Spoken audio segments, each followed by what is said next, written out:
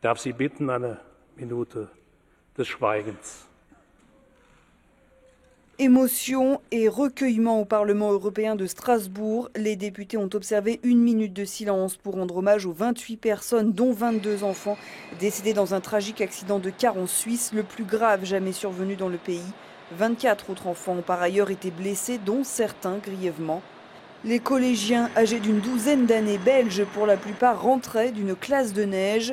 Pour une raison encore indéterminée, leur car s'est encastré dans la paroi d'un tunnel. Les familles des victimes et des blessés sont arrivées sur place cet après-midi. La Belgique est sous le choc après ce terrible drame. Un jour de deuil national a été décrété. Après un premier suicide à Rennes il y a 2 semaines et un second à Tréguin, il y a quelques jours, l'ordre du jour du CHSCT de la Poste prévu de longue date à Vannes a été quelque peu chamboulé. Les membres du comité d'hygiène ont exigé que des mesures concrètes soient prises rapidement. Ce matin, les mines étaient graves pour ce comité d'hygiène, sécurité et conditions de travail extraordinaire de la Poste. Le suicide d'un cadre en début de semaine à Tréguin, 10 jours après celui d'un autre cadre de Rennes, est vécu comme un véritable drame par les organisations syndicales. Les élus ont 4 souhaits vis-à-vis de leur direction. En premier point, on va demander à ce que le suicide soit reconnu comme un accident de travail.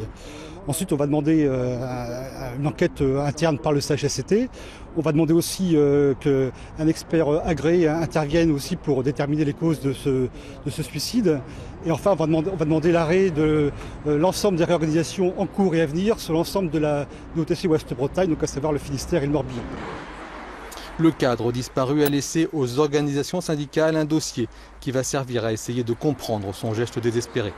Notre collègue nous a laissé bon nombre de documents pour expliquer son geste malheureux. Et donc on estime que les choses doivent changer dans l'entreprise et que son sacrifice n'ait pas été inutile, puisqu'il nous a bien dit par tous les infos qu'il nous a communiquées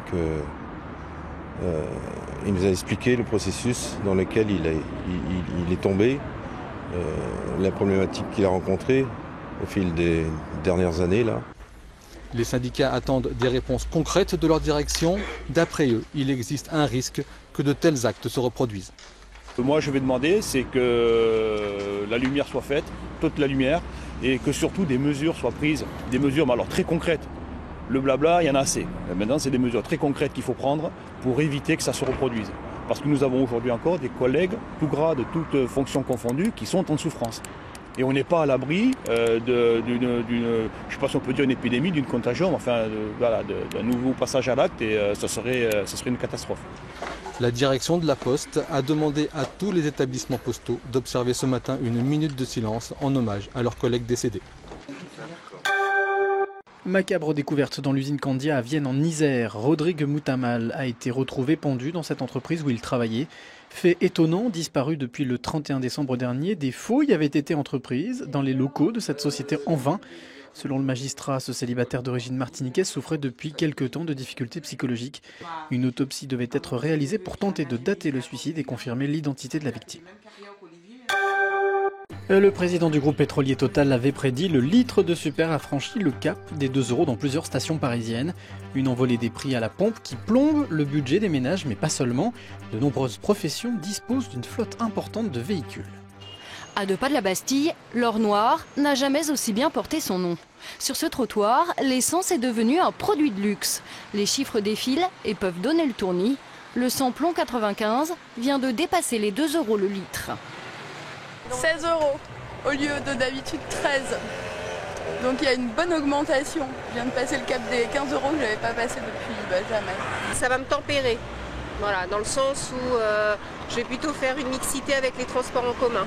Quand je peux prendre le métro avec peu de stations, dans des heures creuses, je prendrai le métro. Cette flambée des prix, le gérant de la station la plus chère de Paris refuse d'en parler.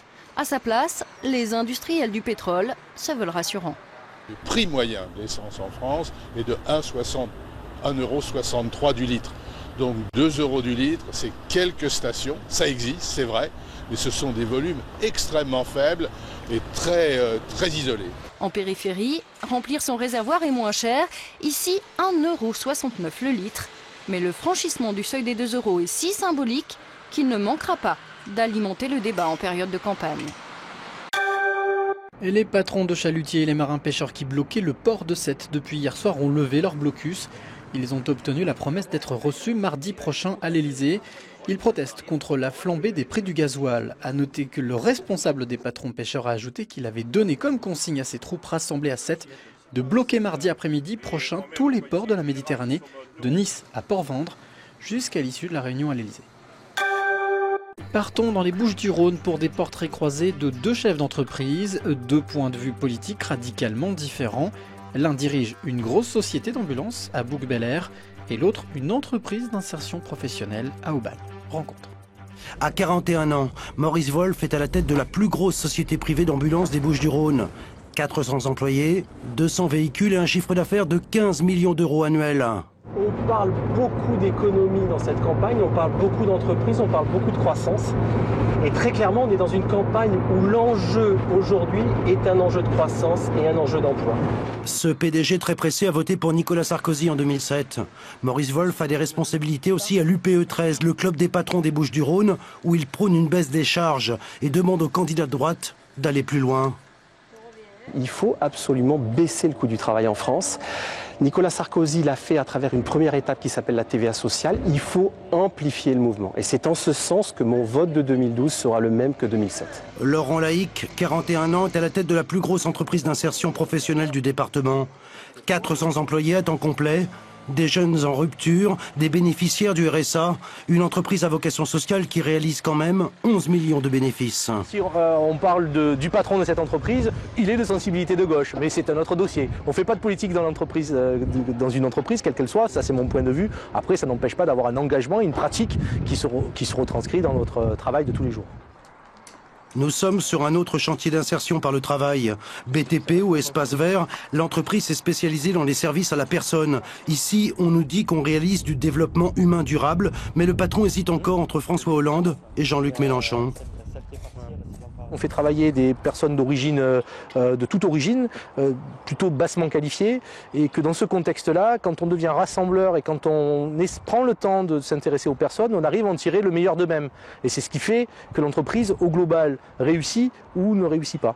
Et donc il me semble qu'un projet de gauche est plus en adéquation avec ces valeurs-là qu'un projet de droite. Deux entreprises et deux conceptions différentes du travail et de la politique. L'une farouchement libérale, l'autre davantage sociale, et à l'arrivée, deux votes radicalement opposés. Le conseil municipal de Saint-Julien-sur-Suran a dit oui au projet de la prison du cœur. Un vote exceptionnel qui va à l'encontre de l'avis populaire puisque les administrés avaient répondu non à la même consultation.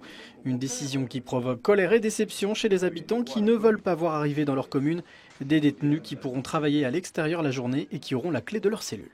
C'est un déni de démocratie, on ne débat même pas sur comment la population s'est exprimée, est-ce qu'on comprend l'avis de la population. Je pensais qu'ils allaient avoir pris conscience, mais je m'aperçois que le maire a trop d'emprise et puis tout le monde, tous ceux qui sont pour sont vraiment sous perfusion de la conseillère générale. Le dossier est actuellement entre les mains du ministère de la Justice. Miguel Duquenet a été condamné à 2 ans de prison ferme pour avoir refusé de s'arrêter à un barrage de gendarmerie en 2010. Un gendarme avait alors ouvert le feu, tuant le cousin de Duquenet qui était aussi dans la voiture. L'accusé, ayant déjà passé 20 mois derrière les barreaux en détention provisoire, devrait bientôt sortir de prison. Mon client est soulagé, tout le monde est soulagé. Je pense que tout le monde a fait son travail comme il faut. J'espère que la page est tournée. En effet, ça sera toujours difficile et pour la famille Duquenet et pour mon client de vivre avec ses souvenirs. Cette affaire avait provoqué de violentes réactions de la part de la communauté tsigane de Saint-Aignan et un durcissement de la politique contre les Roms. On a appris aujourd'hui la disparition du cinéaste et écrivain Pierre Schoendorfer à l'âge de 83 ans. Originaire de Chamalières dans le Puy-de-Dôme, il fut dès l'âge de 19 ans témoin de la guerre d'Indochine en tant que caméraman des armées et il s'intéressa toute sa vie aux soldats. La guerre au ras du sol, vécue par de petits groupes de soldats, les blessures, les fêlures, ce fut l'essentiel des questions posées par l'œuvre de Pierre Schoendorfer. Dès les années 50, il s'engage en Indochine française au service cinématographique des armées. Prisonnier à Dien Bien Phu, il subit l'humiliation des vaincus mais réalise son rêve, devenir cinéaste.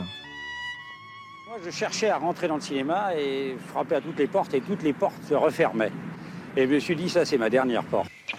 Et merci Olivier. Très vite, ce sera le succès. Avec la 317e section en 1965, l'Indochine encore, et une idée de la guerre bien loin des images officielles. Quand les Viettes vont le tripoter, ça leur pètera à la gueule.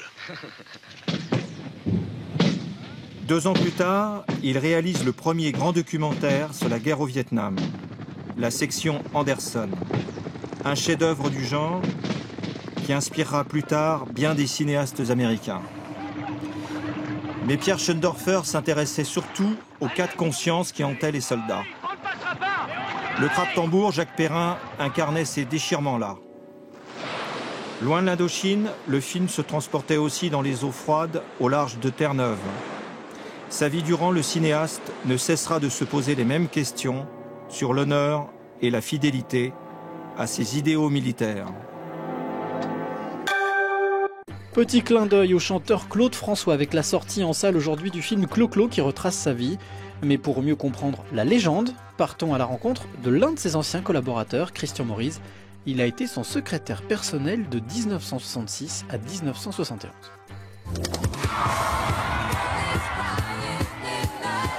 Vraiment, tu étais extraordinaire. Clo-Clo et c'est Claudette.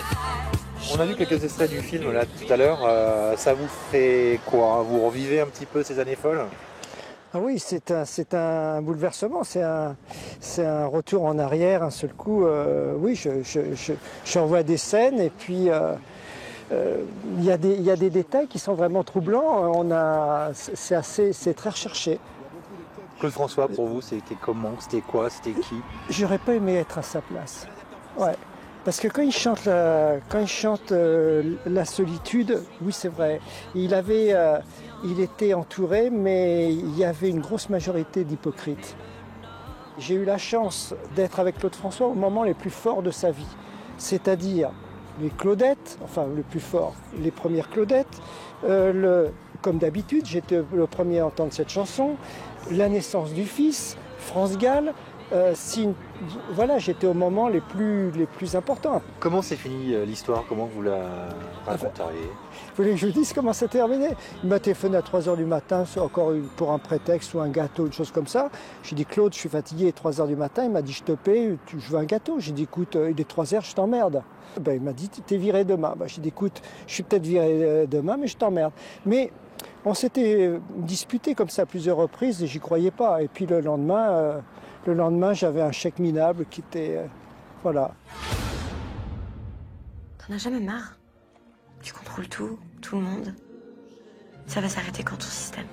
J'ai hâte de voir ce film. Et puis je suis un petit peu angoissé. Je sais pas. Je vous dirai par la suite, mais je suis un petit peu... je sais pas. Je suis un peu angoissé. L'atelier de Cézanne à Aix-en-Provence présente jusqu'au mois de mai une exposition originale.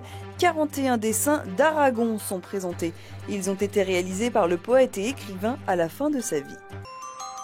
Quand Cézanne invite Aragon chez lui sur les hauteurs d'Aix-en-Provence, dans l'atelier des Loves. Au soir de sa vie, Aragon, l'homme de lettres, a troqué la plume pour le crayon, révélant Aragon, le dessinateur, une facette jusque-là inconnue du plus grand poète français du XXe siècle.